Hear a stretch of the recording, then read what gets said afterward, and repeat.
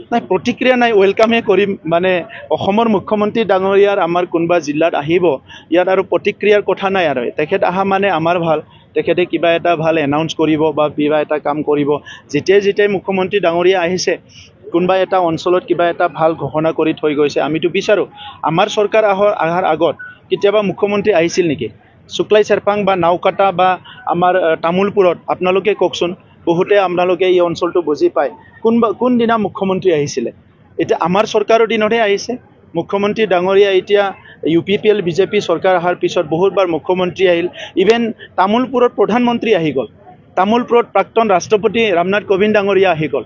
চ' আজি যিটো পৰিৱেশ দেশত, আমি প্ৰধানমন্ত্ৰী নৰেন্দ্ৰ মোদী ডাঙৰীয়াক এইকাৰণে ধন্যবাদ জনাওঁ যে সবকে সাথ সবকে বিকাশ, তেখেতৰ যিটো মন্ত্ৰ সেইটো বাস্তৱত ৰূপায়ণ হৈছে।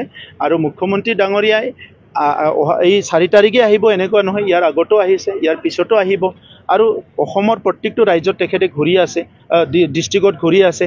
আৰু এনেকৈ ঘূৰি থাকিলে তেখেতৰ তাত বাস্তৱ প্ৰতিচ্ছবিতা আহিব, তেতিয়া উন্নয়নৰ সিদ্ধান্তবিলাক সঠিক হ'ব।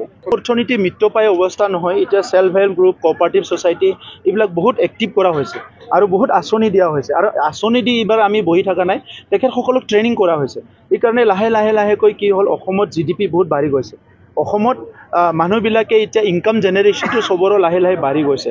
ইয়াৰ ভিতৰতে এটা ছেকশ্যন আছে যিসকলে খুব মানে লাষ্ট মেন বুলি কোৱা হয়, অলপ দৰিদ্ৰ সীমাৰেখাৰ তলত, সেইসকলকো এইবাৰ আমি চৰকাৰীভাৱে এটা ফ্লেগশ্বিপ প্ৰগ্ৰাম লৈছোঁ। এইবিলাক অকল মানে অতি দৰিদ্ৰ মানুহক টাৰ্গেট কৰা হ'ব। তেখেতৰ চিন্তাটো তেখেতে ক'ব। তেখেতে ৰজা আছিলে আগতে, তো ৰজাৰ কাৰণে তেখেতে প্ৰধানমন্ত্ৰীকো নালাগে, মুখ্যমন্ত্ৰীকো নালাগে। সেইকাৰণে 17 বছৰত মই ক'লোঁ, 17 বছৰত কিমান ঘৰ বনালে? PMOৰ ঘৰ বনাইছে কিমান 59,000, আৰু 4 বছৰত কিমান বনালোঁ? 2,92,000। 17 বছৰত কিমান মাটি দিলে? 1600 মানুহক। আমি 17 বছৰত কিমান সমাধান কৰিলোঁ? 3,23,000। তো আজি হাগ্ৰামা মহিলাৰীয়ে উন্নয়ন কি বস্তু সেইটো বুজিয়ে নাপায়। তেখেতে উন্নয়ন মানে তেখেতৰ বাথৌ খেৰাই ৰিজৰ্ট বনাব লাগিব, উন্নয়ন মানে তেখেতে MRM হস্পিটেল বনাইছে, উন্নয়ন মানে তেখেতৰ নিজৰ বনাইছে। বাকী কি বনাইছে দেখাই দিয়ক, মোক সোধক আপোনালোকে উন্নয়ন কি কৰিছে? 40টা সমষ্টিত 40টা অডিটৰিয়াম বনালোঁ। 4 বছৰত 12টা ষ্টেডিয়াম নিৰ্মাণ হৈ আছে। EMMCLৰ কোৱাৰ্টাৰ হৈ গ'ল। গোটেইকেইটা VCDC বাকী আছিলে, চব VCDC বনাই দিলোঁ। 204খন নলেজ চেণ্টাৰ বনালোঁ, ভাৰতবৰ্ষৰ ক'তোৱে নাই। চব বহুত কথা কৈ শেষ কৰিব নোৱাৰোঁ। 18খন স্কুল ঠিক কৰিলোঁ, 18খন নহয় 1800খন স্কুল ঠিক কৰিলোঁ। আৰু প্ৰত্যেকটো কলেজত 1 কোটি 2 কোটি 1 কোটি 2 কোটি টকা দিলোঁ। উপৰকুটি হাইস্কুলতো দিছোঁ। চ' আজি হাগ্ৰামা মহিলাৰী ডাঙৰীয়াই উন্নয়নৰ সংজ্ঞাটোকে বুজি নাপায়। উন্নয়নৰ কথা তেখেতে কি ক'ব? অকলে কোনো নিৰ্বাচন নেখেলে, ৰাইজক লৈহে নিৰ্বাচন খেলে। অকলে খেলিলেতো তাক পাগল বুলি ক'ব। তেনেকুৱাও মানুহ ওলাই কেতিয়াবা নমিনেশ্যন দিয়ে অকলে।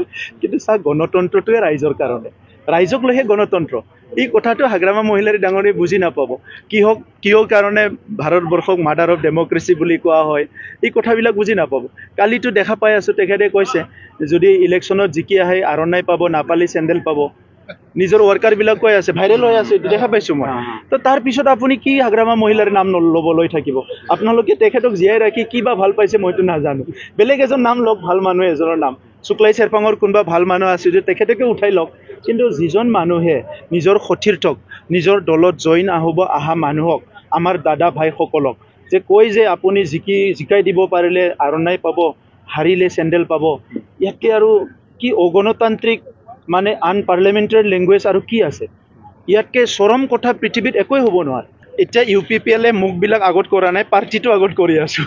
আমি মানে পাৰ্টি হিচাপে আগুৱাই যাব বিচাৰিছোঁ, ব্যক্তি হিচাপে নহয়। গতিকে ব্যক্তিটো আহিব, কোনোবা এজন ভাল মানুহজনকে কেণ্ডিডেট দিয়া হ'ব ৰাইজে বিচৰা নিচিনা। কিন্তু এতিয়া UPPL 40টা সমষ্টিত, 445টা আমাৰ VCDCত আৰু 3,200টা বুথত আমাৰ একদম সমানে কাম চলি আছে। আগৰ শুক্লাই চেৰপাং নাই এতিয়া, শুক্লাই চেৰপাং বহুত শক্তিশালী হৈ গ'ল UPPL। নাই, হাগ্ৰামাইটো আমাক 100 নম্বৰত থাকে বুলিও ক'লেও আমাৰ কথা নাই। আমি ইফালৰ পৰা ফাৰ্ষ্টত থাকিম, হাগ্ৰামা ইফালৰ পৰা লাষ্টত হৈ যাব। হাগ্ৰামা মহিলাৰী চাওক, তেখেতৰ যাদুৰ লাঠি কোনোবা দিনতে ভাঙি গৈছে। তো হাগ্ৰামা মহিলাৰী ডাঙৰীয়াই আগৰ যিবিলাক কথা কৈছিলে এইবিলাক বাস্তৱত নাই। এতিয়া মই ক'ব বিচাৰিছোঁ যে হাগ্ৰামা মহিলাৰীয়ে নিজৰ দেবাৰগাঁও সমষ্টিত এইবাৰ নিজিকে। আপোনালোকে চাই থাকক, দেবাৰগাঁও সমষ্টিত কোনো কাৰণত হাগ্ৰামা মহিলাৰী ডাঙৰীয়া নিজিকে।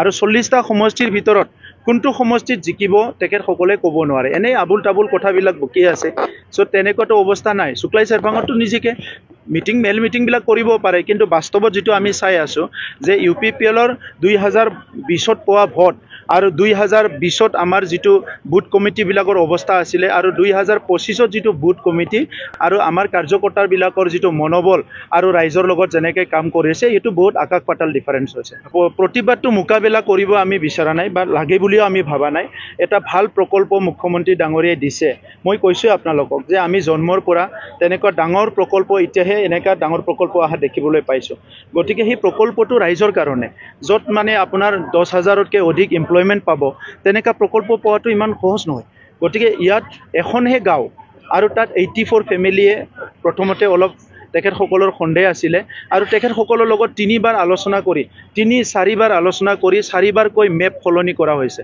ইয়াত কাৰো এক কথাও মাটি লোৱা হোৱা নাই বৰঞ্চ গাঁৱৰ ফালে আৰু 150 বিঘা মাটি কাটি দিয়া হৈছে এইটোকে মানে ৰাজনীতি কৰিবলৈ কিছুমান মানুহ ঘুমাই গ'ল আৰু তেখেতসকলে ভাল পালে তাৰমানে আমাৰ যুৱক যুৱতীসকলে স্থায়ীভাৱে সংস্থাপন পোৱাটো তেখেতসকলে নিবিচাৰে তেখেতসকলৰ অংকটো বেলেগ তো সেইকাৰণে আজি এইটো প্ৰব্লেমটো হৈছে গতিকে সেইটো সবচে ডাঙৰ এটা আনফৰ্চুনেট কথা ষড়যন্ত্ৰ বুলি কয় কি কয় এইটোতো মই নাজানো কিন্তু কিবা এটা কৰিছে আৰু তেখেতসকলে